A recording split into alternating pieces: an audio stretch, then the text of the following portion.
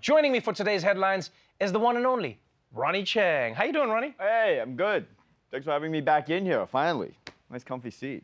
What do you mean finally, like you were waiting? Yeah, I've been waiting all week to get asked back. It's so hard to get an invite to this goddamn show. There's no invite. There's just like different people and then like you guys like, you know? Trying to mess around. Yeah, I get it. Yeah. Thanks for giving me the comfy seat, though. No one ever gets the comfy seat. Because I'm special, right, Trevor?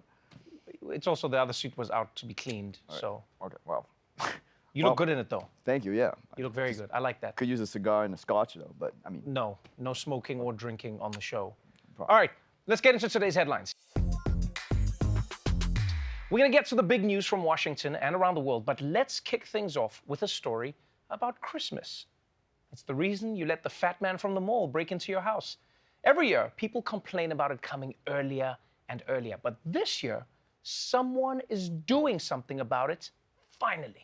Someone posted a photo of a sign from a Texas bar. It says in all caps, Mariah Carey's All I Want for Christmas Is You will be skipped if played before December 1st on the jukebox. After December 1st, the song is only allowed one time per night. I don't hate Mariah Carey and I don't hate Christmas. But the general manager of Stone Lee P says customers play Mariah's mega hit too often and too soon before Christmas. One person tweeted, "Is this the war on Christmas I've heard about?"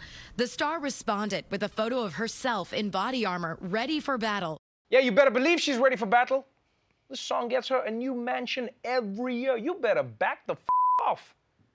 And people shouldn't blame Mariah Carey that her song is so popular. Really, what we should be pissed off at is all the classic Christmas songs for being so trash. That's why everyone has to play Mariah Carey all the time. Like, deck the halls with boughs of holly. What is that? It's not a carol. Those are just instructions. And what about I Saw Mommy Kissing Santa Claus? That kid is watching his parents' marriage fall apart. And that's supposed to put me in the holiday spirit? And don't forget Silent Night. You know how hard it is to have sex to that song? Like, I mean, I've done it, but it's work. This is trash. Yeah, you don't want to mess with American pop star fan bases, by the way. People go pretty crazy at that stuff. Yeah. Like, one time I forgot to put the apostrophe on Beyonce's name, and the Bayhive came on my Instagram hard. They just kept coming, man. Like, they're not like your fans. You know what I mean? Your fans are like pussies. Like, I can talk shit about you all day, no one ever comes after me. I don't know. I think they get pretty angry. Oh, God, I don't know. I mean, we could try right now. I mean, Trevor, enough with the book already. Okay, we get it. You're born a felon or you murdered someone as a baby. Okay, we got it. Enough. Enough with the apartheid stuff, all right? It's very depressing. Come after me, Trevor heads, or what do you call your fan base? Afrikaans, with a K, so it's not racist. Or maybe it makes it more racist, I don't know. Just come after me, guys. They're gonna come for you, Ronnie. They're not coming for me. They're gonna not come like, for you. They're not like Mariah Carey fans. I hope my fans are. They're gonna come for you. No, they don't care. And they're gonna make you regret what you said, and they're gonna ask you to apologize. Come at me, guys. I'm right here, at Ronnie Chang. All right, let's move on from the war against Mariah Carey to the war against COVID. Governments around the world are using every tool at their disposal to convince holdouts to get vaccinated. They're offering them money, they're laying down mandates, they're threatening to ban them from the NFL Hall of Fame, and now Singapore has decided to hit the unvaccinated where it hurts most, their wallets. One country will no longer foot the bill for unvaccinated patients. Singapore says anyone who is unvaccinated by choice will not get free COVID treatment. Right now, the government is paying for treatment for any resident who is sick with COVID. 85% of eligible people in Singapore are fully vaccinated. The governor says people who don't want to be vaccinated make up the bulk of new cases and hospitalizations. Ooh, Singapore isn't messing around.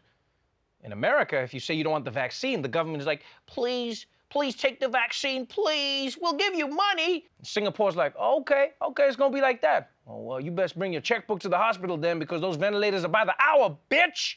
They really don't mess around in Singapore, man. Don't forget, this is the same country that'll cane your ass just for littering. They're like the parents down the block that actually do the shit that you threaten your kids with.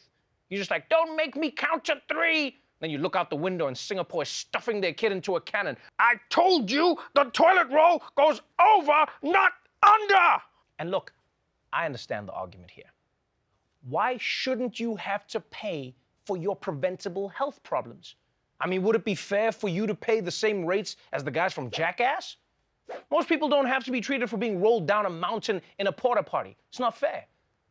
But at the same time, though, it is a slippery slope because using that logic, should alcoholics pay for their own liver transplants? Should overweight people pay for their heart medication? Should New York Jets fans have to pay for their own antidepressants? Where do you draw the line?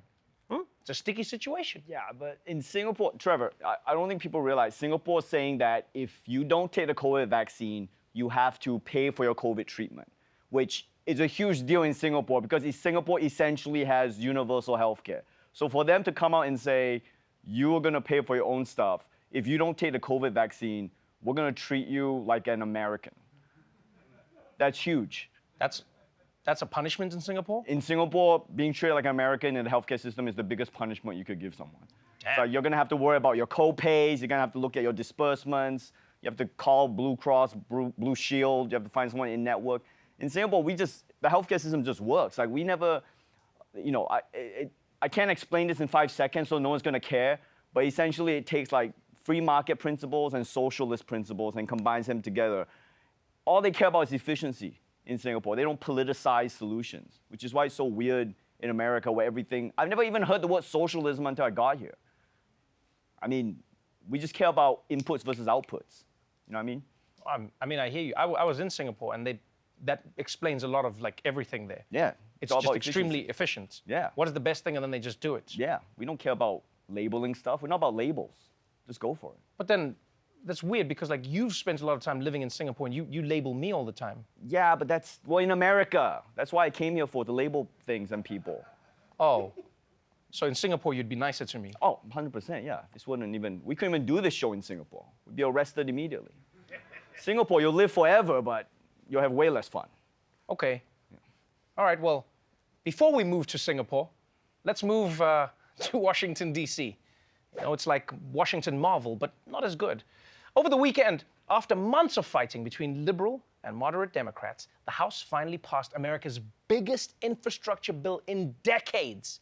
It's going to do things like repair America's crumbling bridges, fix America's crumbling roads, and vacuum up the mess from America's crumbling Nature Valley granola bars. Who makes those things? Why do they never stick together? It's like you don't have any anyway.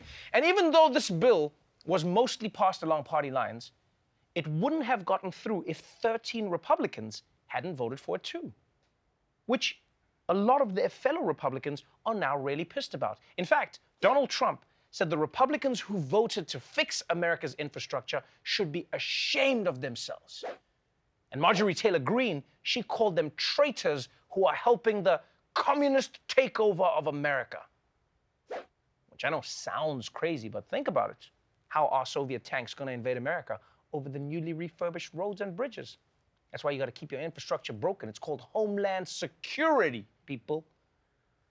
But for some Republicans who helped to pass the infrastructure bill, those comments from Trump and Greene were actually the nicer ones. One member of Congress says he's been harassed for actually trying to deliver for folks back home. Congressman Fred Upton was one of just 13 Republicans to vote for the president's infrastructure bill last week. Partly thanks to Upton's vote, more than $10 billion will head to Michigan to help fix those lead pipes, along with bridges and roads. Despite that, one of Upton's constituents left him this voicemail. Traitor. That's what you are. You're a piece of traitor. I hope you die. I hope everybody in your family dies. You piece of trash mother. Voted for dumb ass. You're stupider than he is. And he can't even complete a sentence. You dumb mother. Traitor. Piece of mother. Piece of trash. Hope you die. Hope your family dies. Hope everybody in your staff dies. You piece of traitor. And they say political discourse is dead. You know, I know this is terrible, but if you look at the bright side, he's just saying things that are eventually going to happen. We are all going to die. All our families are going to die. So on a long enough timeline, he's just stating facts.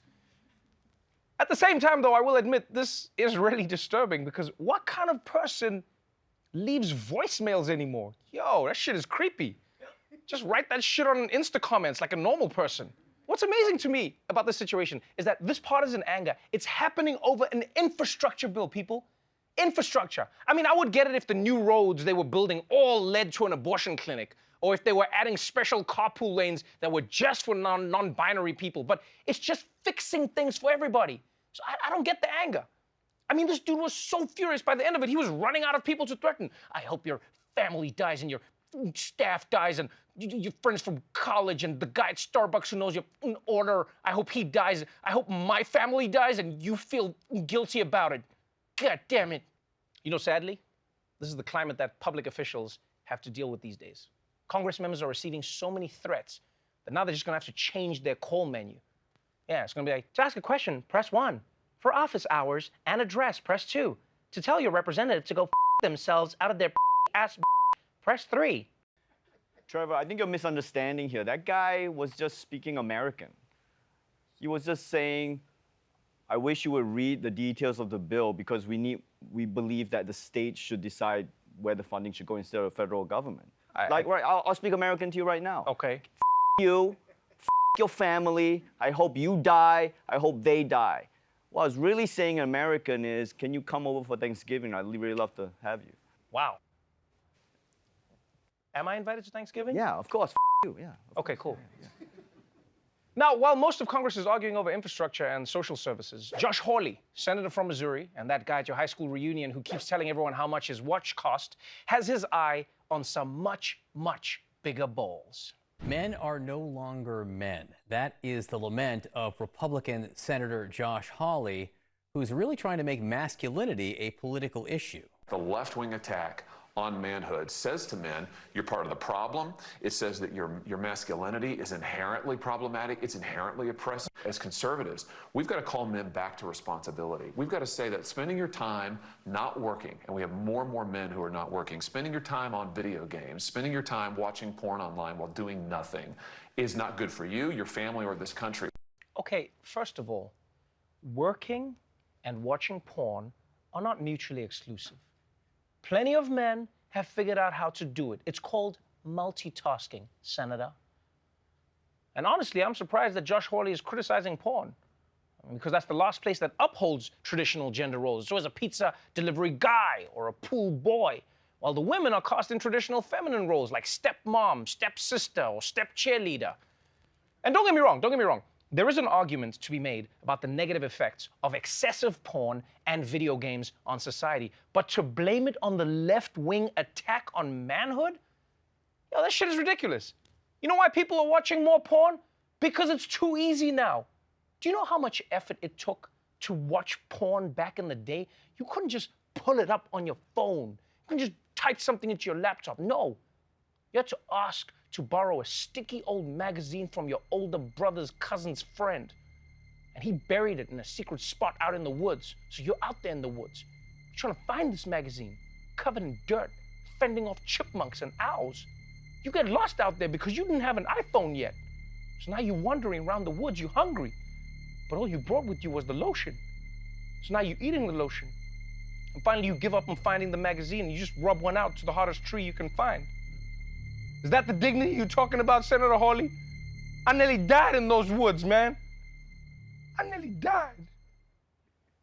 Yeah, Trevor, this guy is talking about how porn is disgusting, like someone who just finished jerking off to porn. You know what I mean? Like, give him 15 minutes.